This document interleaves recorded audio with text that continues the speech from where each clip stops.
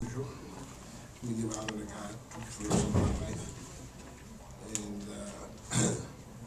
this was an interesting game, to say the least. I thought our kids were resilient. They didn't stop. They kept going, kept going. It was one of those games where, you know, you're playing so hard and you're not achieving anything from what you're doing. I mean, I bet you at least 6 times we defended them all the way down to the shot clock, and all of a sudden they get later, or something break down. And those are things that you got to get better at. You got to improve upon. I knew it would. This was going to be a question mark for us only because we made a lot of changes. For instance, Junior into the lineup, getting him to get back playing, so he started playing some more. Putting Marlon as a post guy instead of a guard. I mean, it takes time to learn all these things, all the slides, all the everything, and they're coming. They're coming. So it's good to get away with a win more than anything. The questions for Marlon and Charlie. Charlie, you're usually the quickest, shortest guy on the floor. What was it like playing with another guy similar to you? It's kind of, you got to know when you can pressure someone, get so tight to him when he's that quick. So in the second half, I just picking and choosing to be tight and not be tight to him because he is quick and he was lured than me. So that was one thing. I let him get in the paint too much in the first half, and he got things going for himself and his team. So. Charlie, when was the last time you played or matched up against somebody you were taller than?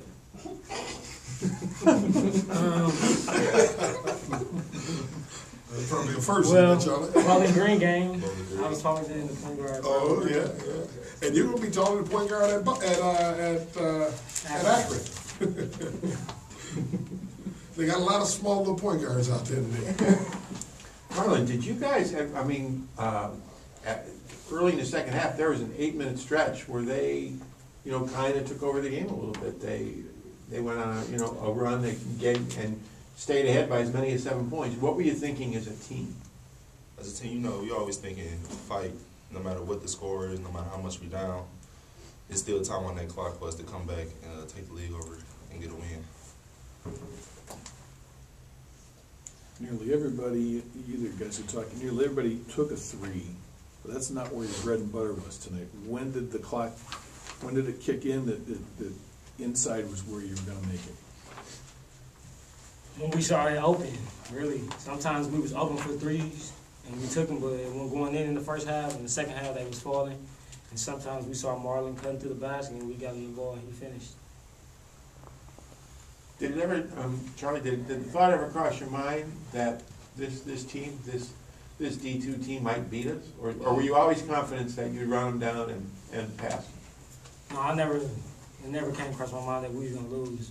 Because the score never got out of hand like that. So we was still right there, and we was leading most of the game, and they was leading, but it was enough time on the clock for us to come back. The questions for Marlon or Charlie? Marlon, you led the team in scoring tonight. 2 questions. What was working for you, and what do you have to do to be consistently up there in the teens as far as scoring, high teens? Well, I just try to let the game come to me. Whenever I'm open, if Chuck gives me the ball in the post or set a screen and pop, I just got to know to make my shots, finish around the rim, and just play with more effort and a little bit harder every game. Marlon, can you compare? You went 9 for 12 from the field, but you had 4 blocks. How does the yin and the yang, and what's important to you? Well, the blocks come with me because I'm very athletic. When I was playing in high school, I was just known for just blocking shots. Basically, that's like something I love to do, to show my dominance on somebody. So. Anything else for these two? Having played in the post in high school, are you more comfortable there than at the 3? High school, I played post, but I really didn't. I was one of those post guys that would get it in the post and bring it out to the wing, try to take my man off the dribble. But yeah, I'm comfortable with it. I'm used to it. Anything else for these two? Thanks, guys. Merry Christmas. See you Christmas. Take care, guys. All right, See you Sunday. Yeah. Wrong day. Gary, can you talk about the point guard matchup? It was kind of fun to watch. It was. I thought, Tyree thought he should be at Cleveland State. And I know he would take this on as a major challenge. And you know, I thought he did very well. I thought he kept their team in there. He kept, you know, by penetrating and hitting a couple of shots. He hit a couple of shots that normally you don't hit. I mean, one time he's falling down, hit one. I mean, the kid was really keeping them in the game. You know, Charlie, I don't know if Charlie really understood what that kid was bringing to the game as opposed to, well, I'm just playing another guy. And the second half, I thought he did a much better job on him. I think he had 3 points in the second half. And I thought he understood what we needed to get done. It was a funny game. See, this game wasn't about who scores anything. It's about who turned the ball over. We turned the ball over 21 times. And I bet you only 4 they forced. I mean, that's 17 turnovers, unforced turnovers. We got to get out of this habit because we can't turn other teams over enough to catch up with that. And we got to eventually get, I mean, I think we've been averaging our last 4 games around 18, 19 turnovers. We got to get that down. And the bad thing about it, it's a number of people. It's not just one person that you can identify and say it's happening. It's all of them. And I'm trying to tell them we can't be as careless with the ball as we have been. Can you just kind of give a statement about 300, what it means to you, and obviously the emotion that you had there with your... You mean the Spartans, 300 Spartans? Yeah. No, you know, if you're in this game long enough, you're going to get some wins. That's what normally happens. You know, God has blessed me to be able to coach this long and to get this happening. If you ask me, I'm going to get another 300. I don't know if I'm going to be in there that long. But we got to try to get 2 more hundred. I mean, I think we can work at that. And I think this happens because you got great kids. You know, coaches don't make 300. It's the players you have with you and your coaching staff. And I've had some great coaches that helped me with that. And I've had some very good basketball players. And when you get that, you get a chance to win. Back to Tyree, was there any recruitment of him? Did he? Well, we had followed Tyree for a long time. I mean, his mother and I got a great relationship, family, everything. It's just that he was a ways down the line from Charlie, and we had already recruited Charlie for 2 years. And I was thinking about him because I liked the kid. I always thought the kid had a lot of ability. It's just that, you know, we already had a little one, so too many little ones get you in trouble.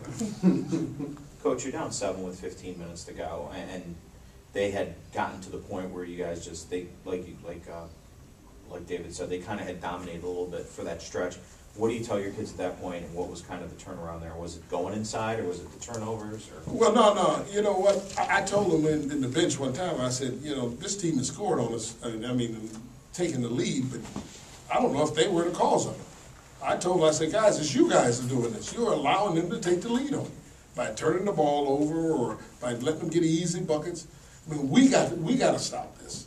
So in essence, they never had fear that they could come back because they didn't feel that team was doing it to them. They felt they were doing it to themselves. And when they finally started, they put up the heat, I thought things went better for us. Coach, I got you hitting 75% inside the 3-point line. Turnovers aside, you have to like that the guys were able to finish the shots in close. Well, let me tell you something. I'll be honest with you. I think we are a very good finishing team. I think Sebastian can finish well. I think Marlon can finish well. I think when we get Junior going, he can finish. And Brand, who's a shooter, he can go in there and duck down and make some layups. I mean, we can finish the ball. The key is we got to get the ball and get out and go, and then I think we'll have easier opportunities. And you know what? I'm feeling better about the direction of us now. You know, there's a lot of things I didn't know, and now I'm feeling better because, you know, if we can get the game up and go, you know, I think we can score enough points. Now we got to continue to work on this defensive end. That team shot 51%. I mean, you know, I'm not going to sleep for a couple hours because it's going to be inside me. We're at about 51%. A pretty tough test coming up. Can you just offer us an early preview of Sunday? Oh, they're deep. They play maybe 13 guys, not 10. 13 guys. They're struggling to find enough time for people. What's the one kid from St. Benedict? Harney? Harney. he's only playing 15 minutes a game. He may be their top scorer because they just, they got so many people. And I mean, at his position, they got 4 people at that position, and they're all want minutes. And in the game today, if you look at a lot of the high major teams, they don't have more than 10 or 11 players on their team, because 12 and 13 will go to another school if they're not on the floor. I mean, that's the kid today. If I am not playing, I'm gone.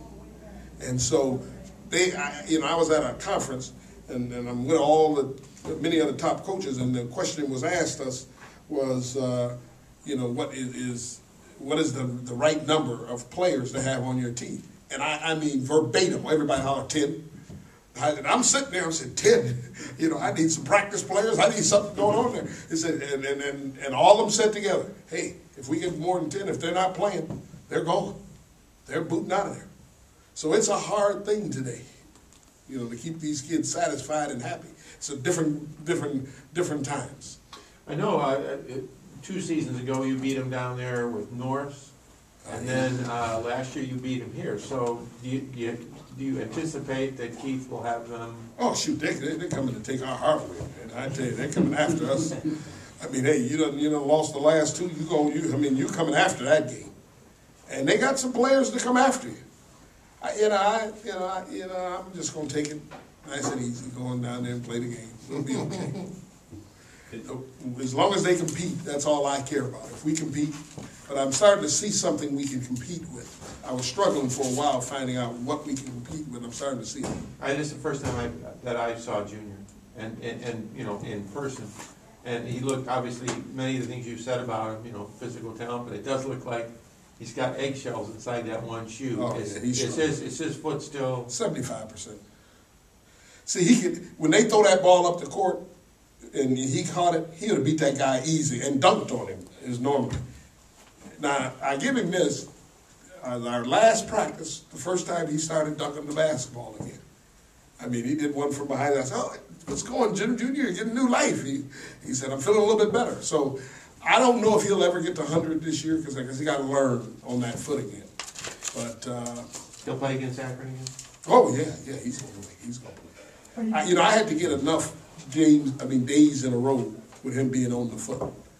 Just one day, and then he's hurting the next day, and you give him one day hurt. I told him, I said, I'm gonna put you out there for days after days. I want to see that you can play on that foot. I missed Tuesday's coach session. I apologize for that. Yeah, you missed it because I gave out gifts, man. You didn't get money.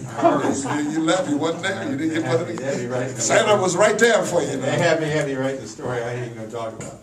But I get paid to write everything. But I still got your gift.